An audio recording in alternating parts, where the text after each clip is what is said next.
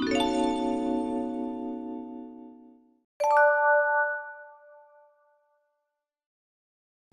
제가 이제 고객들하고 이제 소통하는 방법 중에 저 같은 경우 유튜브를 활용하는 것보다는 실은 뭐 정기적으로 강연회를 많이 열고, 그러니까 저희 고객들이랑은 실은 저희 회사나 이제 어떤 세미나장에서 등등에서 강연하면서 많이 실은 질문도 받고 하거든요. 제일 많이 받는 질문 중 하나 그거였어요. 도대체 왜 주식을 하고 있냐, 그 위험한 것을.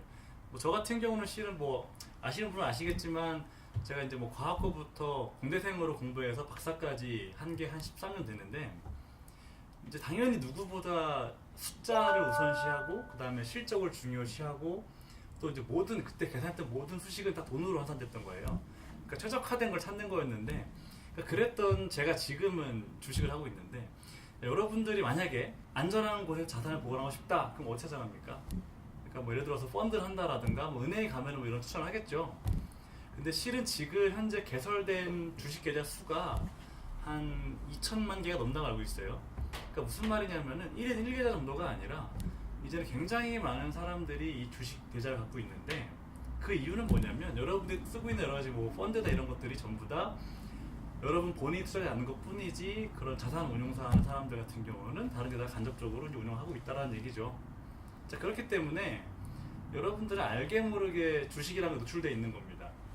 근데 그렇다라고 나는 내가 안 하니까 안 위험해가 아니죠. 여러분도 뭐 작년 2018년도 10월에 뭐 한참 하락했을 때 그때 펀드 사신 분 한번 지금 보세요. 몇 프로 마이너스인지.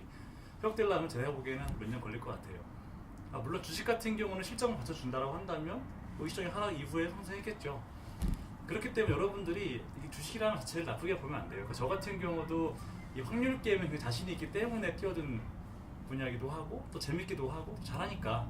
좀 재밌는 얘기 하나 많이 드릴게요. 그 뭐냐면 예전에 어떤 사람이 이렇게 말했어요. 똑똑한 사람들이 헤지펀드를 운영하고 있는데 그들이 갖고 있는 어떤 지능이, 그러니까 너희 투자자한테 받아가는 수수료만큼 다 안 되는데 왜 내냐 수수료를.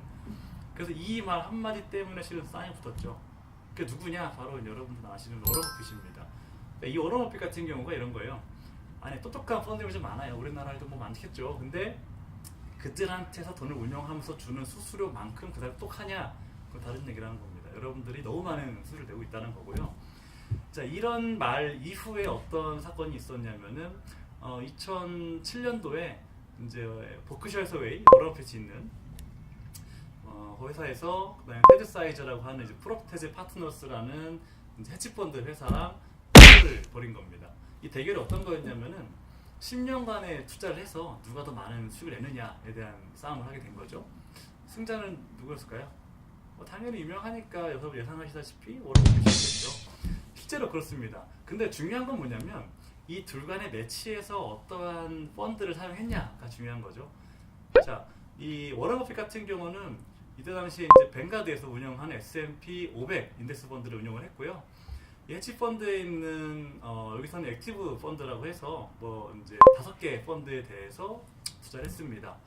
여러분들이 이제 인덱스랑 헤지 펀드가 뭐냐에 대해서 간단히 궁금하실 것 같은데, 간단하게 말씀을 드리면 이거예요. 그러니까 인덱스 펀드라는 거는 어떤 지수의 수익률을 따라가는 펀드가 되는 거고, 그렇기 때문에 시장 평균 수익률을 따라가게 되는 거죠.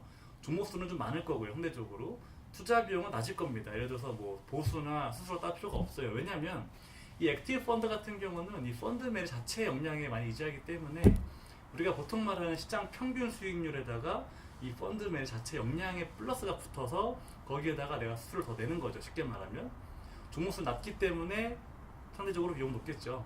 자, 그렇다라고 한다면 당연히 어떤 특정한 기간 동안에 뭐 지금 어떤 게 뭐 호황이라더라 이슈라더라 하면은 당연히 액티브하게 다가간 게 맞긴 한데, 이 10년간의 승부에서 어떤 일이 벌어졌는지 한번 살펴본다면 좀 놀라운 결과가 있습니다.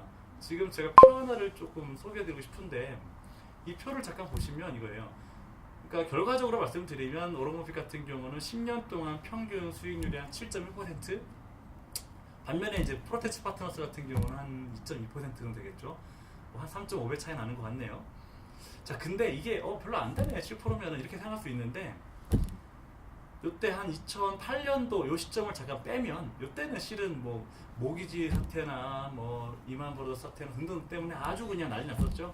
근데 그때만 빼고 난다면은 실은 그 이후에 인덱스 펀드의 수익률이 어마어마합니다. 실제로 보시면.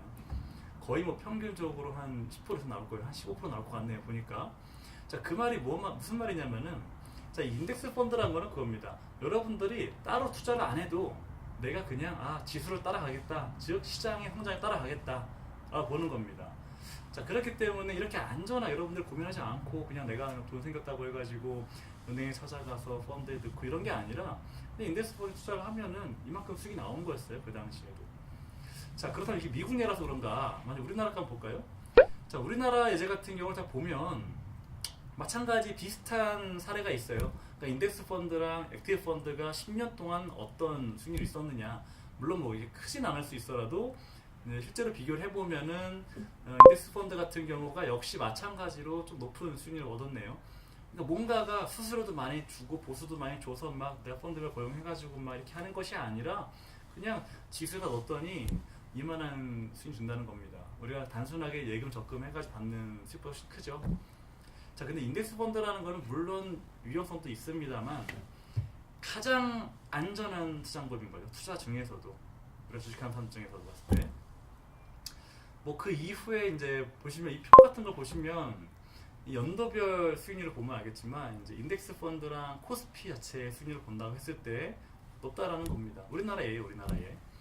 자, 이렇기 때문에 여러분들이 너무 이렇게 막 위험하게 생각할 필요가 없어요. 어차피 여러분들은 어떤 기업에 투자를 하나 해서 그 기업의 어떤 여부나 뭐 오너의 리스크나 이런 것들 따라가는 것이 아니라 말 그대로 상위에 있는 또 이제 쉽게 삼성전자 같은 기업들의 평균을 따라가는 그런 투자를 하는 거잖아요. 자, 근데 그렇다고 인덱스 펀드가 정답이냐? 자, 여기 미국 같은 경우는 뭐 아시겠지만 굉장히 좋은 그 다음에 삼성전자 같은 그룹이 몇백 개가 있잖아요. 미국 주식에 인덱스 펀드 넣는다는 말은 무슨 말이냐면은 이 미국 기업들한테 맡긴다는 얘기입니다. 미국 기업들이 뭐 실제 다 그런 건 아니지만 이 세계를 흔들고 있잖아요. 근데 많은 영향을 주고 있고 여러분들은 미국 기업이 망할 거라 생각하십니까? 그러니까 그렇지 않다면 단순하게 그냥 어떠한 다른 정보를 막 듣지 말고 그냥 미국 기업이 투자하는 방식대로 그냥 넣고 기다려라. 성장하는 것에 따라갈 거니까. 그러니까 이런 식으로 말을 하고 있어요.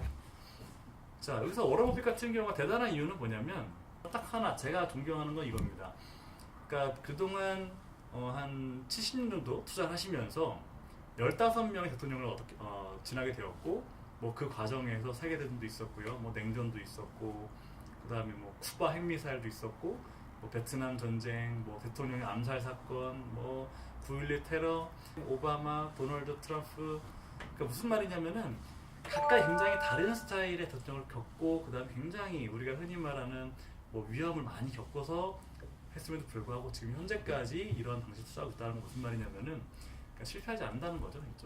뭐 누가 뭐 상한가를 쳤네 이런 거 별로 중요하지 않습니다. 왜냐면 어차피 이 기업이라고 한다면은 실적 맞춰준다고 한다면 이 상한가 문제 아니에요. 상한가를 내가 3번에 갈 수도 있고요. 갔다가 떨어질 수도 있어요. 뭐 최근에 뭐 그런 일이 있었죠. 뭐 김정은이랑 도널드 트럼프가 뭐 평화해 뭐 하면서 떠다가 결렬되면서 갑자기 훅. 그러니까 이런 일들이 워낙 많기 때문에 여러분들 테마를 따라가면 안 됩니다. 어차피 기업들은 결국 뭐냐면 본인 기업이 갖고 있는 실적에 따라가게 돼 있어요. 실적에 혹시나 뭐 다른 어떤 테마가 끼거나 뉴스가 끼면 그냥 날아갈 수 있는 거지만 이 기업은 당연히 첫 번째가 실적입니다. 왜냐하면 실적이 받쳐주지 않으면은 어떤 좋음을 그리고 있어도 단타로 볼 수는 있겠죠. 근데 하락했을 때 대응하기 힘들어요. 그렇기 때문에 뭐냐, 첫 번째 실적이고 두 번째는 뭐냐면 테마라는 거는 그냥 실적이 갖고 있는 이 기업이 크는 와중에 테마가 엮이는 거지 엮였기 때문에 성장한다, 이거 잘못된 생각입니다. 그렇기 때문에 여러분들이 무슨 테마가 어떨 것 같아 이렇게 말하면 안 돼요. 이 기업 실적은 이런 상황인데 이 테마가 도움이 될지 안 될지를 그 다음 판단하는 겁니다. 그러니까 여러분들께서는 그렇게 좀 보셔야 돼요.